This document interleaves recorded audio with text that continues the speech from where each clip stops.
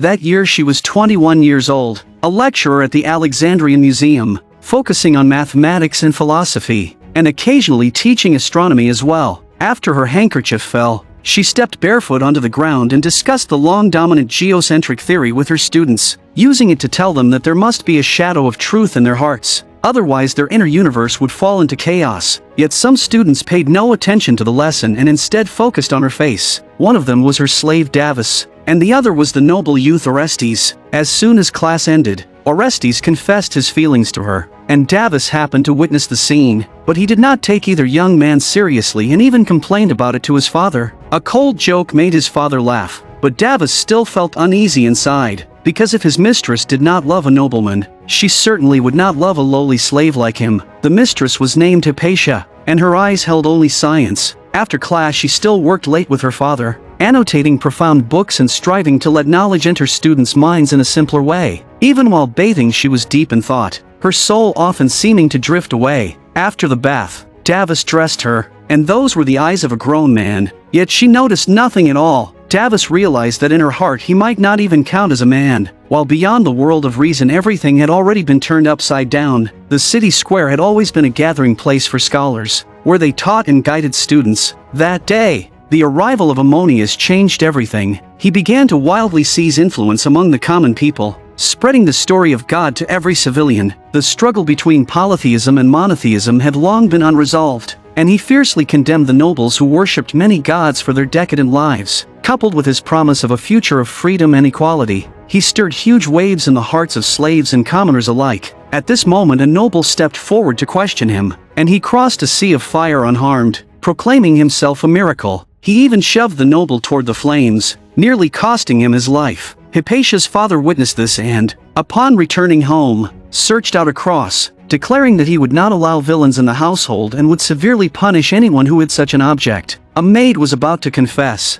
but Davis could not bear to see a woman harshly punished and stepped forward to take the blame himself. Hypatia pleaded for him in vain, and dozens of lashes came down heavily. That night Hypatia took ointment and went to the basement to treat Davis's wounds. Every touch brought him both pain and joy, and she even gently touched his head to comfort him. Davis hated that his status condemned him to a lifetime without the right to speak of love. Hypatia's gaze, however, was drawn to something else, a celestial system Davis had built with his own hands. The next day Davis was pushed onto the lecture platform to demonstrate the geocentric theory to noble students, but they had no interest in listening. As the fire of belief had spread from the city square into the classroom, no one cared about the universe anymore. They only wanted to know which god ruled the world. Hypatia felt disappointed and wanted her students to remain rational. Standing among the unruly crowd, Davis felt his pride wounded, and when he passed through the city square, he stopped to listen to Ammonius preaching. Even though his mistress forbade him from approaching such villains,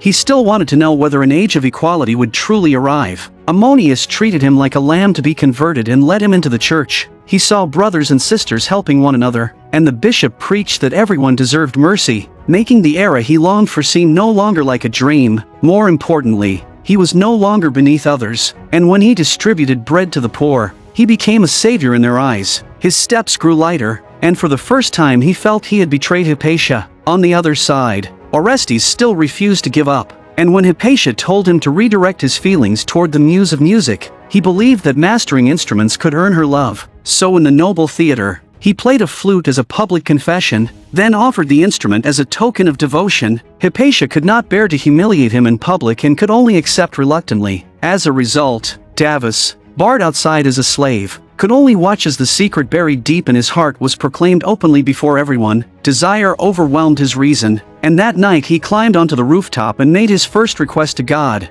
Her father also gathered with friends, most of them renowned scholars of the time, and when Hypatia's public confession was mentioned, they suggested marrying her off. They called her a once-in-a-century genius, yet still divided genius by gender. Hypatia trembled all over, but thankfully her father stood up to argue for her. In the lecture hall the next day, Hypatia's expression was solemn as she returned the gold-stained handkerchief to Orestes, delivering a final and public rejection. He could not endure such humiliation. Davis struggled to suppress his secret joy, believing God had heard his prayer, and when no one was around, he picked up the handkerchief, which others saw as filthy, but which he treasured above all else. But soon chaos erupted in the city square. commoners and slaves could no longer tolerate being trampled, hurling stones and rotten produce at statues, desecrating the gods of the nobles. The nobles prepared to retaliate. The students grew feverish with excitement, yet Hypatia remained calm. That calm soon failed her, because her father chose to stand on the opposite side,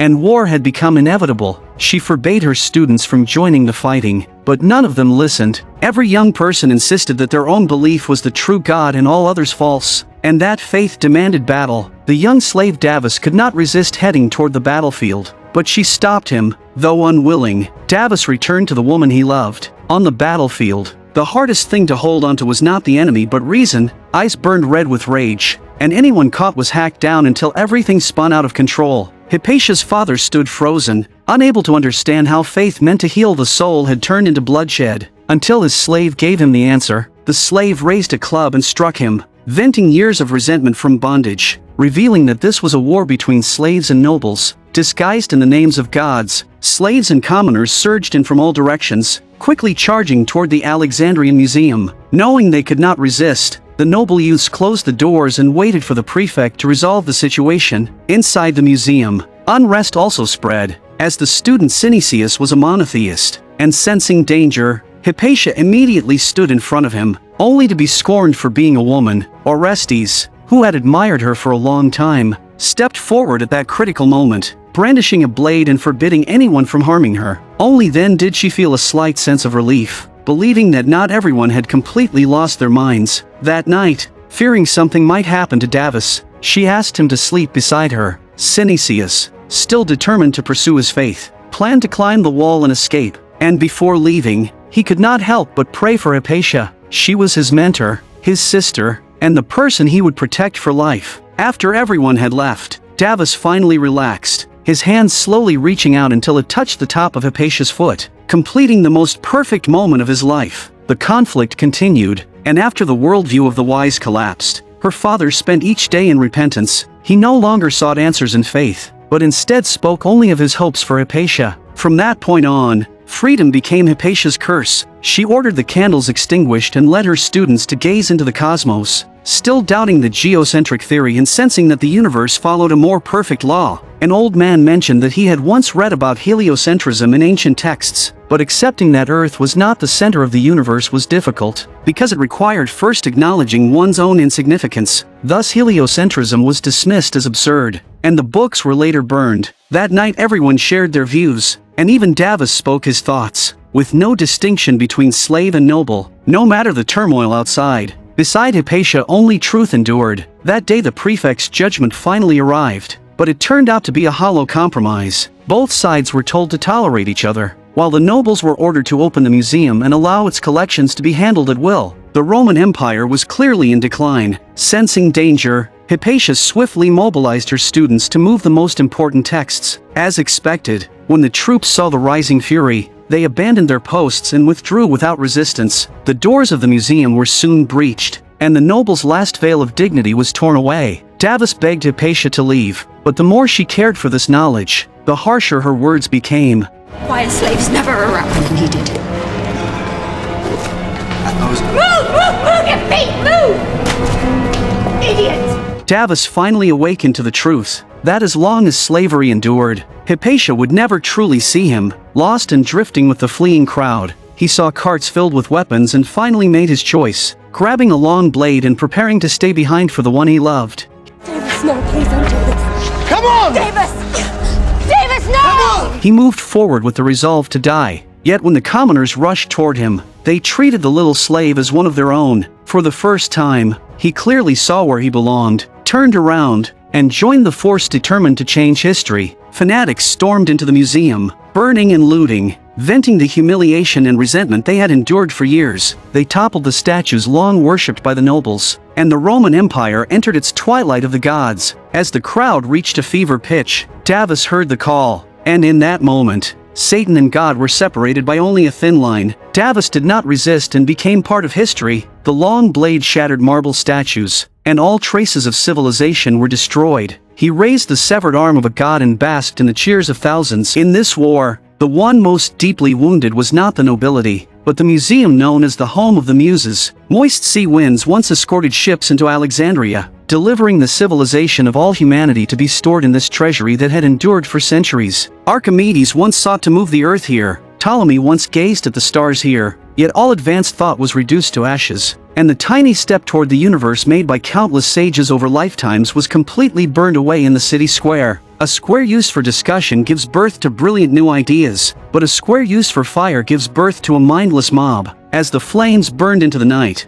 Hypatia sank into grief, carefully preserving the manuscripts she had managed to save. Hoping to offer even a small contribution to future generations, Davos burst in, his behavior rough, trying to claim her as his own. When he saw the terror in her eyes, he stopped, collapsed fully before her, offered his blade, and begged her to grant him death. Regaining her composure, Hypatia removed the shackles of slavery from Davos and restored his freedom completely. Yet Davos did not see the promised land of legend, only the cold gleam of weapons on the ground illuminating his uncertain future. After the fall of the museum, monotheists seized control of public discourse, but the arguments never ceased, and conflict continued unabated. After thousands of stones were thrown, the matter was brought before the prefect. This time the prefect was Orestes, who had converted to monotheism and risen to power through his family influence. Imitating the way Hypatia once carried herself, Hypatia avoided conflict entirely, continuing to teach diligently and quietly study the possibility of heliocentrism. Whenever she made progress, she happily shared it with Orestes, but he could no longer truly listen. He had not gazed at the stars for a long time, caring only about whether his rule was secure. Meanwhile Davos, who still looked up at the sky, had no place to discuss it with Hypatia, as his companions argued over whether the universe was a great iron box. When they could not reach an answer, they asked Davos instead, and the struggles outside continued unabated. In the name of God, the bishop began purging dissenters. As she walked the streets, everywhere Hypatia looked there was unrest. Davos had been killing with abandon. When he looked up and saw his unarmed beloved, she noticed Davos as well, but he turned his back, unwilling to let her see his face like that of a demon. Hypatia went to the prefect, hoping to stop it all. She believed Orestes, once her student, would surely listen to her, only to discover that he no longer had any forces at his disposal. Trapped between factions, unable to move, he could only act as a puppet on strings. Soon another of her students, Synesius, returned to the city, riding proudly on horseback. Already a pillar of society, the first thing he did upon returning was visit her, to see his former teacher and protect the sister he had nearly lost. Though she did not believe in God, having two powerful former students immediately aroused the bishop's suspicion. The bishop invited her to the council hall, intending to assimilate her, but Hypatia knew she was free, even if freedom itself was a curse. That evening Orestes came to see her, intending to offer comfort, but once he touched her, his thoughts turned only to confession. She looked instead to the stars, still longing to draw closer to the answer. Orestes could only rein himself in, realizing that the love he took pride in had no place in Hypatia's grand vision. Meanwhile, the bishop was quietly preparing a purge against Hypatia, choosing the church as its stage. He told everyone that Hypatia believed in no god, and therefore she was a witch. He even forced Orestes to deal with Hypatia. The Bible was raised high, yet Orestes would rather die than kneel. He turned and left the church, only to be surrounded by fanatics. A stone struck him at once, and his blood flowed. Fear finally took hold. As another war loomed, Synesius went to confront Orestes, and Orestes assumed he would stand by his side, only to be met with sharp questioning. Why didn't you kneel? What choice did I have? Betray Hypatia? Condemn her? Would you have done that? How many women do you obey? How many? How many do you admire and listen to? Only one. I don't know what I believe. Kneel.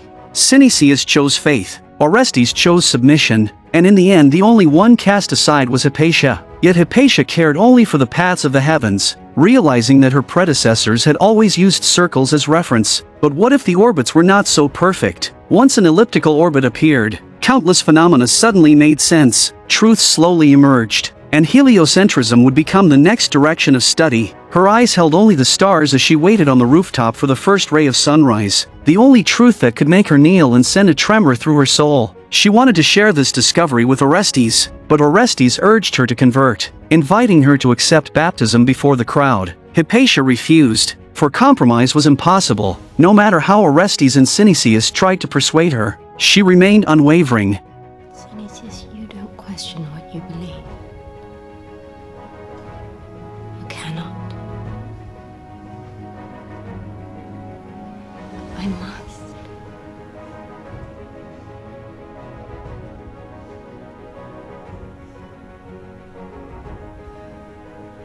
Well, that's a pity. Pity. Great pity. The little boy she once shielded behind her was now contemplating how to take her life. Davos's hands were stained with blood again and again, and at some moment he too became lost, recalling Hypatia's astronomy lessons. Back then her feet were firmly on the ground, and her eyes held the entire universe. She told her students there must be a center, otherwise the universe would fall into chaos. Yet Davos never found his own center. After choosing faith, the world became blurred, and the promised freedom and equality turned into stones and blades. His reason collapsed time after time. The one who had once built a celestial model could no longer tell whether the earth was round or flat. When he heard that Hypatia was to be executed, he ran to save her all the same. Perhaps only by staying beside Hypatia could his feet truly touch the ground, but he was still too late, as Hypatia had already been taken away to face her death. When their eyes met again, fear flickered in Hypatia's gaze, yet she could not bear to trouble Davos. Davos followed closely behind the crowd until Hypatia was brought to the church. Her clothes were stripped away, this her final chance to live. Yet one who had been illuminated by truth reshapes the spine and sees vast worlds beyond the immediate, and she refused to submit. At last Davos stepped forward and suggested stoning the witch, so that her blood would not stain their hands. They went out to gather stones, and Davos approached her slowly, telling her not to be afraid. With a single exchange of glances, she understood what Davos intended to do. The little boy who had grown up beside her would grant her a dignified death. Davos covered her mouth and nose, his mind filled with every moment of deep love. He had gazed at her, spoken with her about the stars, and once been so very close to her. In the final moment of her life, she saw the skylight of the church, a perfect circle, and the elliptical orbit she had envisioned, governing the motion of the planets, would be revealed by Kepler 1200 years later. Hypatia was later known as the first female mathematician, leaving behind countless brilliant achievements. Yet she died brutally, her body torn apart beyond recognition. God said to love all people, but this time, God's followers did not listen.